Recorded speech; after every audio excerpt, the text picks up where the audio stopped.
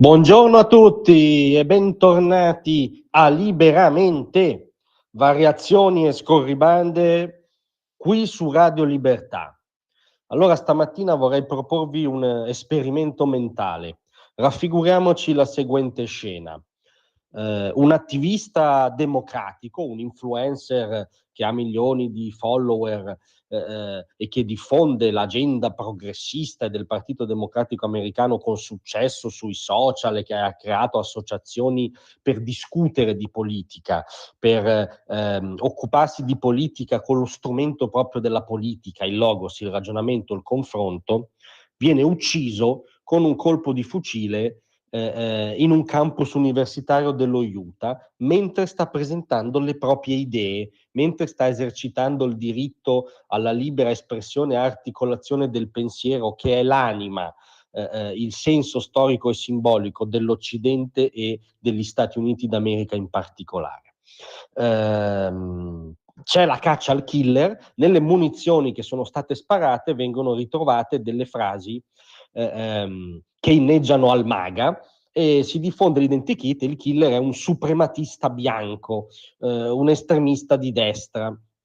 Che clima ci sarebbe sui giornali di oggi? Minimo il fascismo in America, l'allarme della violenza politica, l'odio diffuso dall'onda delle destre, con paginate e paginate di analisi sociologiche sull'onda nera, appunto, che è pronta a prendersi anche l'Europa dopo aver preso definitivamente gli Stati Uniti.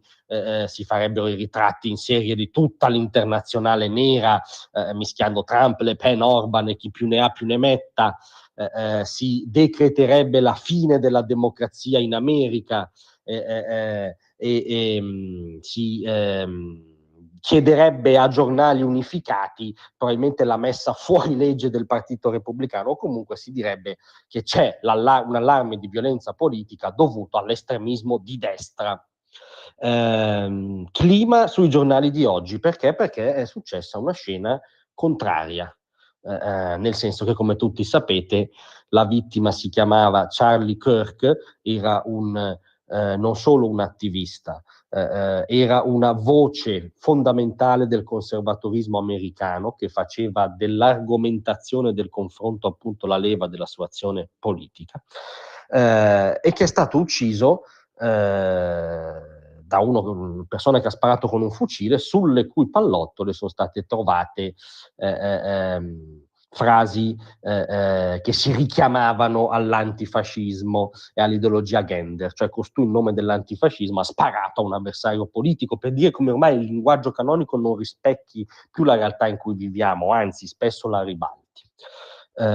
Clima sui giornaloni di oggi: si oscilla nel migliore dei casi dalla minimizzazione o la riduzione a singolo caso di cronaca, zero generalizzazione ovviamente in questo caso, ci mancherebbe, al capovolgimento esplicito. Arte in cui eccelle ovviamente Repubblica, che intervista l'intellettuale liberal Jonathan Safran Foer. Titolo dell'intervista: è una guerra civile, così Donald coltiva la violenza.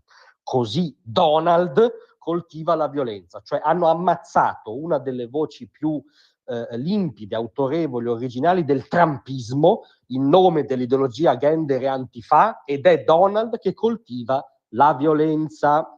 C'è poi il corollario: ovviamente l'America è stata presa in ostaggio da un'industria delle armi che trae profitto dalla paura. Non c'entra niente l'industria delle armi, c'entra l'odio ideologico della singola persona che ha premuto quel singolo grilletto. Chi l'ha premuto era chiaramente un nemico politico del presidente Trump, quindi dire oggi che Donald coltiva la violenza appartiene al genere del surrealismo.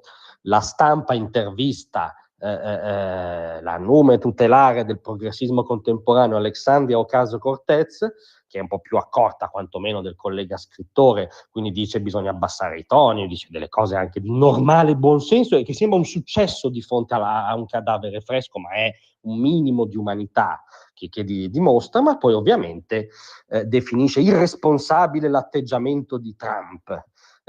irresponsabile l'atteggiamento di Trump, non di quelli come lei, della sinistra arcobaleno, estremista, ideologizzata, woke, che ha sempre dipinto Trump e chiunque lo sostenesse come un mostro, come un nemico della democrazia. E quando tu dici che qualcuno è un nemico della democrazia, legittimi anche dei rimedi radicali, perché la democrazia e la libertà sono un valore fondamentale, figuriamoci in America. E se tu imposti la tua carriera politica dicendo che quello lì è un nemico della democrazia e della libertà, può essere che qualche mente labile, come la definisce lei, ti prenda poi in parola.